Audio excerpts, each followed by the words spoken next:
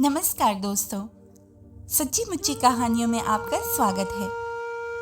आज हम आपको कॉलेज का प्यार कहानी सुनाएंगे। कॉलेज का पहला दिन था। सभी विद्यार्थी उत्साहित थे क्योंकि आज उनका परिचय नए नए मित्रों से होने वाला था। कोई विद्यार्थी महंगी बाइक लेकर आता तो कोई महंगी गाड़ी।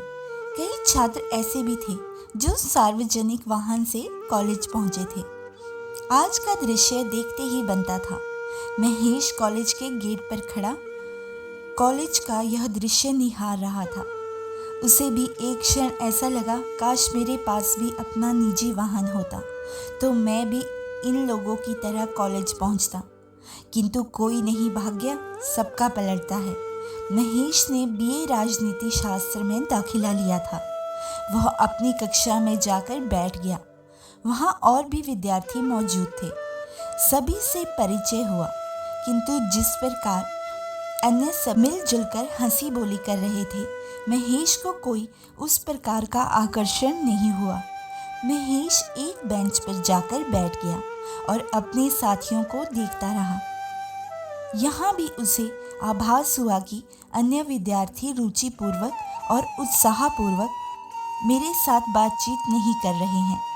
रिया संपन्न परिवार से है। वह अपने ऊंचे स्वाभिमान और दिखावे में जीने वाली एक नए जमाने की युवती है। रिया अपने से नीचे और कम पैसे वालों से बात करना उचित नहीं समझती थी। इसीलिए वह कक्षा में महेश और उस जैसे लोगों से बात नहीं करती। महेश भले ही आर्थिक रूप से संपन्न ना था,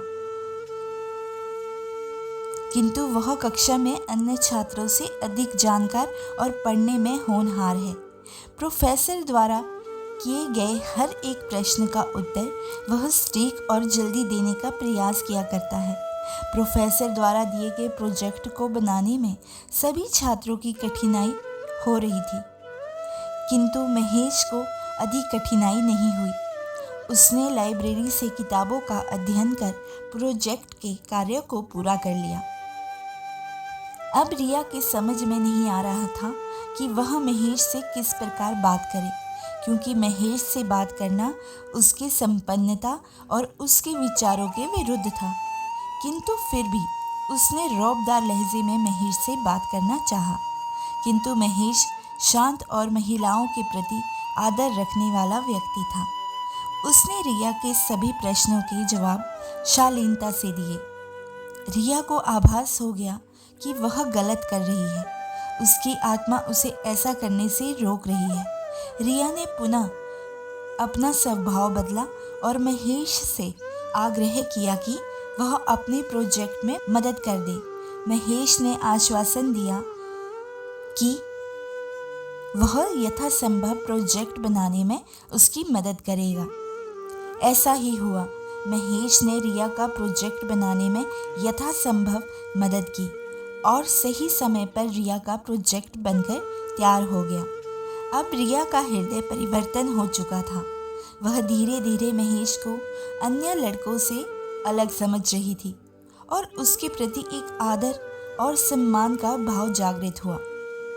अब रिया पहले से अधिक बदल गई थी। धीरे धीरे वह महेश से बात करने लगी थी और उसके स्वर में एक मधुरता का समावेश भी देखने को मिलता था। इस प्रकार दिन, महीने और साल निकलते रहे। छुट्टियों में दोनों एक दूसरे से मोबाइल पर बात करते और अब ऐसा हो गया था कि दोनों अगर दिन में एक बार ना मिले तो कुछ खोया खोया सा महसूस हुआ करते थे। समय बीतता गया। अब दोनों कॉलेज के आखिरी दिनों में विचार विमर्श करने लगे और अपने इस प्रकार की दोस्ती को एक रिश्ते में बदलने की बात करने लगे।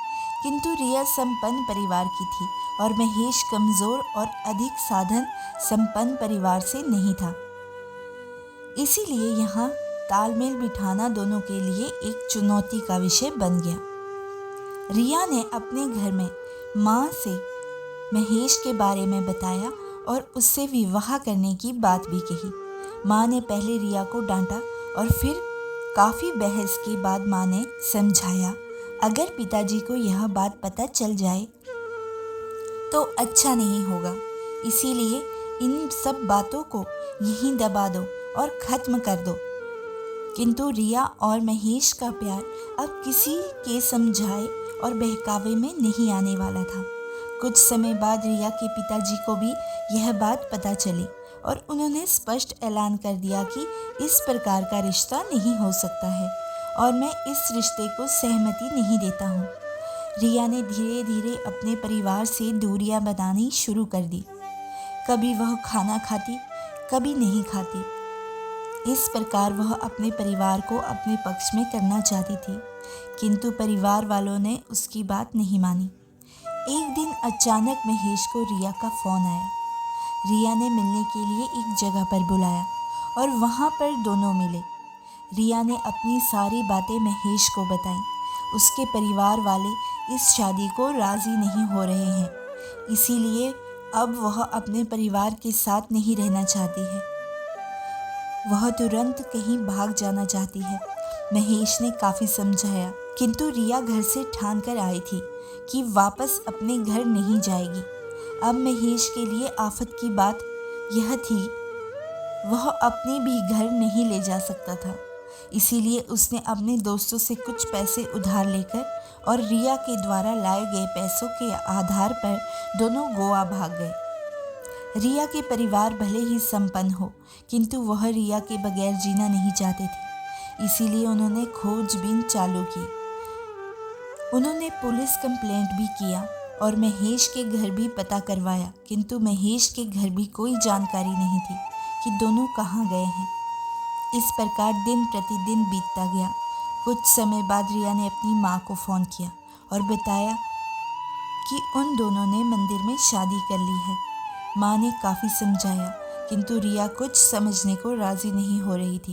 एक दिन की बात है, रिया के माता पिता खोज खबर लेते हुए गोवा पहुंच गए और वहां पहुंचकर उन्होंने महेश और रिया का पता लगाया। दोनों माँ बाप ने रिया को और महेश को समझा बुझाकर घर लाया और बताया कि इस प्रकार के कृत्य से समाज में बदनामी होगी। तुम्हारी शादी हम रीति रिवाज और सबकी सहमति से करेंगे। समय और लगन निकालकर रिया और महेश की शादी हुई। दोनों वैवाहिक जीवन को सुखमय ढंग से जीने लगे। दोनों को प्रेम की निशानी के रूप में एक पुत्र रतन की प्राप्ति हुई, जिसे पाकर दोनों एक अनोखी खुशी महसूस कर रहे थे। महेश पढ़ाई में अच्छा था। उसने सरकारी परीक्षा पास एक उच्च स्तरीय नौकरी प्राप्त कर ली। रिया प्राइवेट कंपनी में ऊंचे पद पर स्थायी रूप से कार्य करने लगी। कैसी लगी दोस्तों आपको ये कहानी? हमें कमेंट बॉक्स में ज़रूर बताएं और अगर हमारे चैनल को सब्सक्राइब नहीं किया है तो सब्सक्राइब भी कर लें। धन्यवाद।